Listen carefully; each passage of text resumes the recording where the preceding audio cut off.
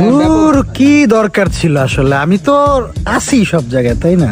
আচ্ছা আচ্ছা, কেমন লাগতেছে বারবিকিউ? কেমন লাগলো? বারবিকিউটা যথেষ্ট ভালো লাগছে, বিশেষ করে মামুন ভাই খুব সুন্দর করে মশলাটা মিলাইছে নিজের মানে মাধুরী দিয়ে, হাতের মাধুরী দিয়ে মশলাটা মিলাইছে দেখা মশলাটা হাতে লেগে রয়েছে, ভালো লাগছে। অ্যাকচুয়ালি আমরা এই জায়গাতে 3 দিন ছিলাম রোমানের বাড়িতে, আর এখানে এসে অনেক মজা পাইছি। সবচেয়ে বড় একটা কথা হলো যে এই এলাকাটাতে মানে আমরা ঢাকা শহরে যে থাকি, হরেনের শব্দ, তারপরে ধুলোবালি, রাস্তার জ্যাম, এগুলো কিচ্ছু নাই। শুধু পাখির ডাকের আলাপ পাওয়া যায়।